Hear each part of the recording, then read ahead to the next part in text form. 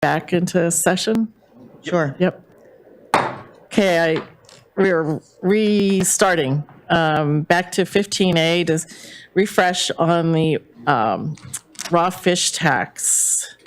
And the clerk has provided us with the entire code, the proposition that the community voted on, and the results of the proposition and the vote. Is there any discussion? Or, Well, this helps me, so I appreciate it. Do you want us to read this at all? I think the 541020 is the one that's, yeah, needs to be read, just that little. would you like me to read it? Sure. Okay.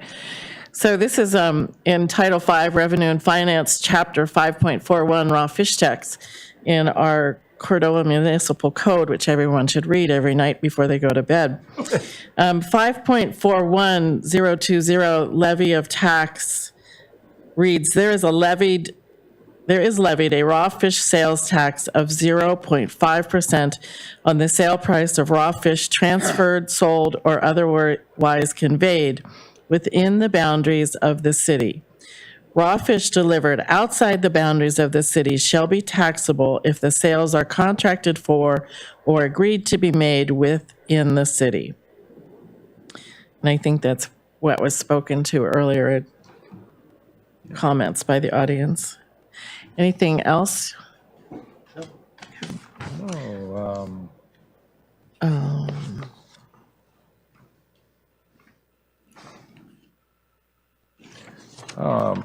Vice Mayor, Councilman Baylor. I move to go into executive, I guess we're not through, we got to go comments, audience participation. Get ahead Okay. of myself.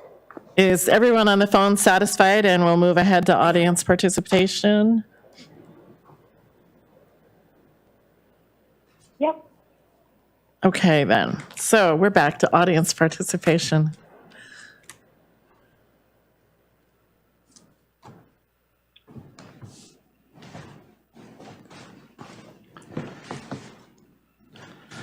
Ken Jones, 514 Sunnyside Drive. Thanks for the opportunity to speak again. 3 minutes is going to be tough. I like to be long-winded, and I'm passionate about this topic and other topics. So I've got a few bullet points that I want to just purvey before you guys go into this executive session. This season, I've heard from people in the past, oh, it's only 0.5%. It's not that much money. Well, this season, my 0.5% tax bill is $5,000. 3,600 of which was sold to a cannery outside of the city. So, I mean, that's not nothing. That's actually more than all three of my boats are going to pay install rent combined. So that's a pretty sizable amount. This is collecting more funding than what we talked about at the council level. It's much more funding than what was originally planned. I've heard estimates about $500,000 for 2021. So that was the entire bond payment. It's only intended to be half of the bond payment. We also did a stall rate increase for the other half. And we did wharfage increases. So, speaking to the city code, there is no underlying agreement that exists between fishermen and the canneries. We don't sign up. We don't sign a legally binding document with a cannery of where we're gonna, that we're gonna fish for them. There is no underlying agreement. The cannery chooses at their convenience and their discretion where those fish are going to be processed. Many of these canneries have multiple processing plants, and the fish become the cannery's property at sale when you're next to that tender. An easy test of this is if that tender sinks on its way back to town, who's taking the loss? It's not the fishermen. We're getting paid. We got our fish ticket. It's the cannery. They're the ones who insure the cargo. They carry cargo insurance on all their tenders. They hire the tenders. And at point of sale, when those fish go from my boat to the tender, they become the cannery's property. So you have people, another problem with this tax is you have people who don't park here, have no representation here. They're paying for our harbor. This violates the Constitution and is textbook taxation without representation. Are you going to give those fishermen who don't live here a vote in our elections because they're taxpayers? People who park here who aren't paying but will benefit, i.e. government agencies, native tribes, sporties, subsistence fishermen, commercial charter fishermen, and comm fishermen who fish for canneries that reside outside of Cordova. I essentially paid 3 times for my stall than my Silver Bay stall partner paid. Just because I choose to fish for Trident. You know, I could easily just deliver my fish to somebody else outside of the city of Cordova, or outside, you know, that doesn't have a cannery here. They exempted cost recovery sellers, which I didn't realize it when I was on the council at the time, but this actually violates the 1969 Civil Rights Act because you're treating one seller differently than the other. They both, you know, they get a fish card just like I do, and they sell fish, and they are treated differently, and that's a violation of equal protections. It puts local canneries at a disadvantage, especially on high dollar ground fish deliveries, where half a percentage is considerable, and fishermen have multiple communities to choose from. You know, if I'm out of Middleton Island, it's about the same amount of time to run to Cordova as it is to run to Seward. Oh, in Cordova, I'm going to pay a 0.5% on my $100,000 delivery of black cod. Well, I guess I'm going to Seward. Let's see. Currently, you know, city staff is kind of dodging the issue by not providing complainants a tax determination and just letting the clock run out. They give them 30 days and they just provide a refund. This is a way to skate around a legal challenge short term because the city, you know, without a tax determination, you can't take this to court. This will work for the short term to, you know, avoid getting sued, but eventually this thing's going to be challenged, and it needs to be taken seriously. You know, one thing, another bullet point that I'm sure will get brought up is other communities like Kodiak have fish taxes, but they only tax the fish that are delivered inside their taxable jurisdiction. So that's the problem here. If you guys were to eliminate the raw fish delivered outside the boundaries of the city clause, you would eliminate any chance of a legal, any chance of this going to litigation, basically. So that kind of brings me to the resolution for this is, you know, refund the money, either change the tax to only hit sales inside the jurisdiction, or just abolish this tax completely, raise the harbor rates to make up the lost revenue. We're the cheapest ones in the state anyway. I go all over the state. I go to Kodiak, I go to Sitka, I go to Valdez, Whittier, Seward. We're the cheapest by far. Valdez is like the second cheapest, but they get subsidized from oil, you know. We have room to raise the rates to make up for any lost revenue of getting rid of this tax. Well, that's more than 3. Yeah. Oh, Okay. there's nobody else going to talk. I'm I don't just mind letting timing them it. talk. I've got just a couple other things, grievances, I guess. I know it's not Festivus anymore, but so, you know, the city took harbor savings account money that we've been putting away for the last 10 years and hasn't really been accounted properly ever. We asked for it for a long time when I was on the council, and it wasn't separated from the general fund monies. It wasn't invested. It wasn't put into a harbor reserve fund, which is what, you know, when I first got on, I thought it was, and it wasn't.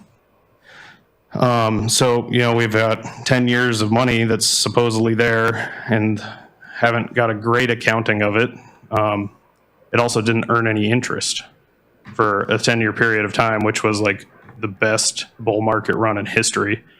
You know, we had over $1 million in there that could have turned into $3 or $4 million if it would have been pulled aside and invested properly. Instead, the general fund just gets to use all that interest for cash flow. So, you know, that's something that's not really regarding to the agenda tonight. But the city needs to make a separate account for the permanent fund for separating harbor money. With this tax, you know, you've got this tax is supposed to only go to harbor repairs, and right now it's just kind of sitting in one big pot of money, and it's not growing any interest to benefit the harbor. Another grievance would be the Harbor Commission didn't even get to see the budget or make any recommendations on it until after it was passed. We got to see it in January. So, you know, that budget that came to you guys had no say from your commission members. And I was going to say that moving forward, the Harbor Commission should have joint meetings with the council regarding these harbor decisions. I was glad to hear Councilman Baylor say that, and I really hope that you guys would include the Harbor Commission in those council level discussions as they come up through this project. And then I'll touch on it again, but I've spoken pretty heavily in the past about property tax incentives. I know this is totally off the fish subject, but another grievance is just that the council has not done anything about it yet. I get frustrated sometimes at the speed at which municipal government goes, and we have a lot of aging buildings in this town, and those buildings need some reinvestment from the private sector. And I think we've been generous enough. the city can't control private businesses, but I personally am embarking on a mission to try to buy some of these old buildings and renovate them. And but I'm only one guy. We need to energize others to get these buildings renovated, build new buildings, and solve Cordova's housing shortage. And thanks. Thank you, Ken. I think that discussion has already come up in council and is going to be addressed in February. So Thank you. you're welcome.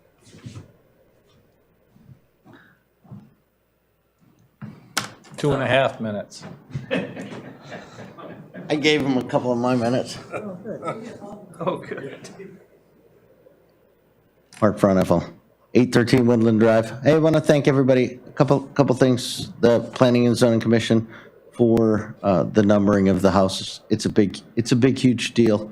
From when I was on Planning and Zoning, it's going to be a big deal for Shoreside Petroleum, especially. We get probably at least 20 calls a week for Susie, the knower of all addresses. Kanji calls for FedEx, and we get UPS, so she knows where all the addresses are. So that'll be a great thing for everybody. The second thing is, we want to partner with the community. I was a little concerned when it was brought up that we don't have a plan for the North Harbor. We certainly have a plan for the North Harbor and a redo, and we should have those shovel-ready projects ready. It was good to hear that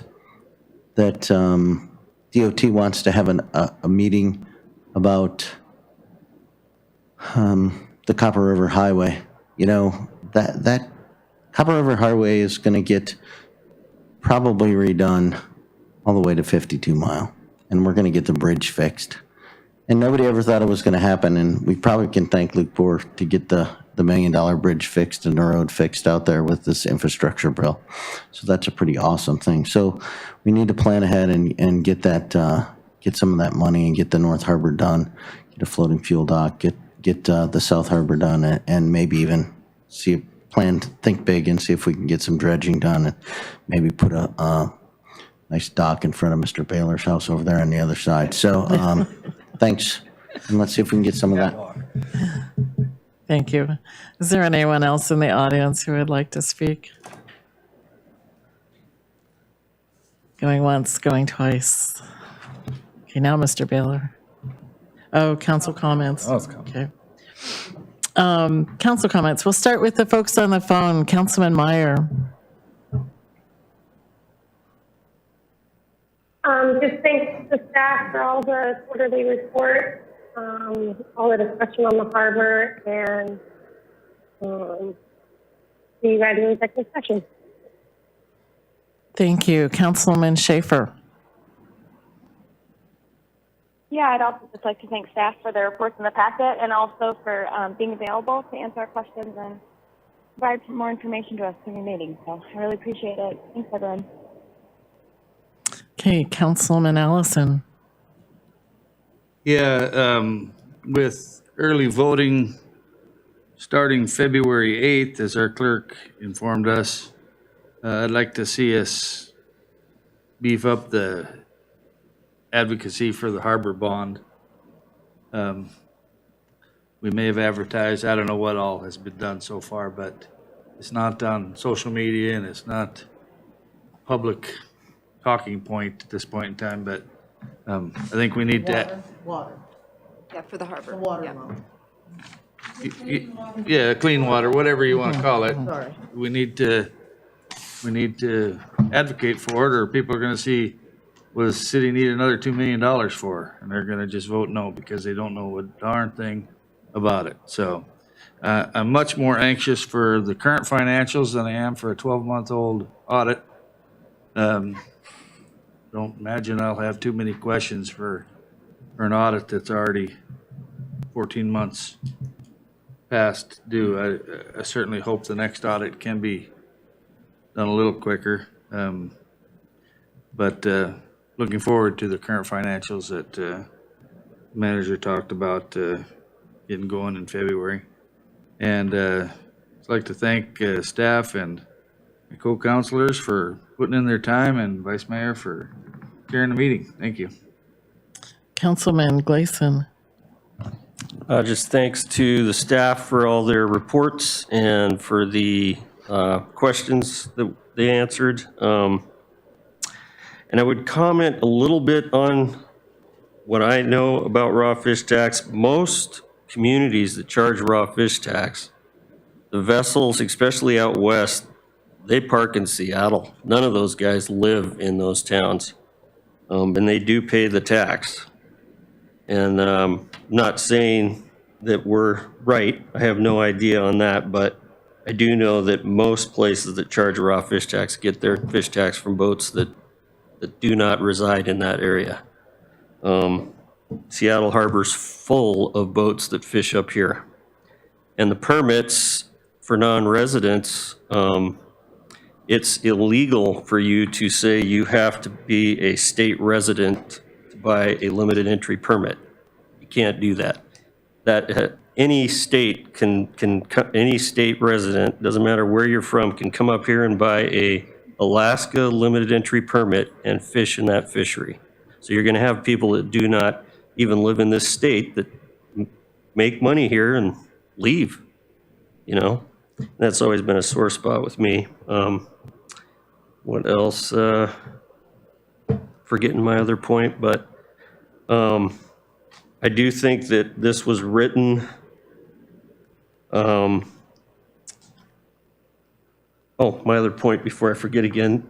There are going to be years where we make more than we expected, but there's also going to be years where we make less. So I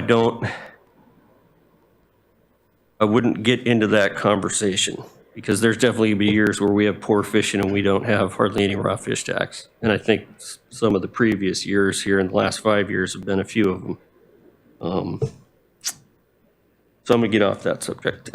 Just thanks to staff, and I'm glad to see that we're going to get our 2020 audit and hopefully an expedited 21 audit. So. Councilman Baylor. Yeah, thanks to everybody. I made a comment earlier when we had the project manager for the harbor on, and I was dead serious. I think we should look at other options for our legal advice on this project. If we can get a legal team that have done these sorts of things, you know, we're not reinventing the wheel. I don't think we were well served when this project was built by that legal team. So I don't know if council has a say in that, but I hope the manager will take that in consideration and bring that to us. You know, I mentioned earlier too, I'm sitting here thinking about the Science Center building. A huge cost to your project is housing your employees.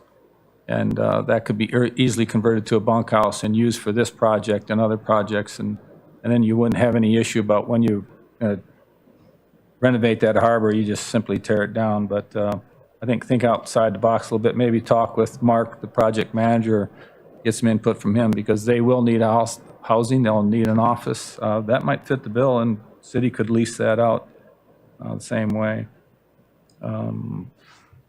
If you I go back to visit family in Michigan, and sometimes I work there.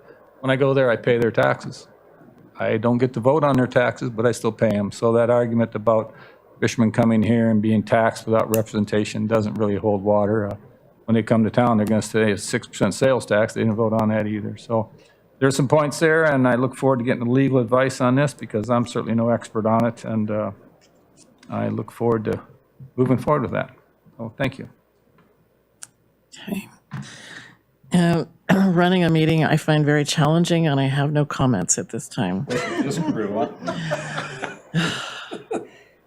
So now, Mr. Baylor, make a motion. Sure. think the clerk put it in here for me.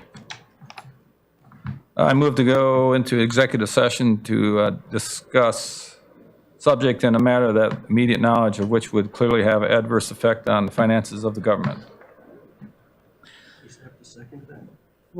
Yeah, but say specifically the 0.5% raw fish tax. Oh, I'm sorry. Challenge.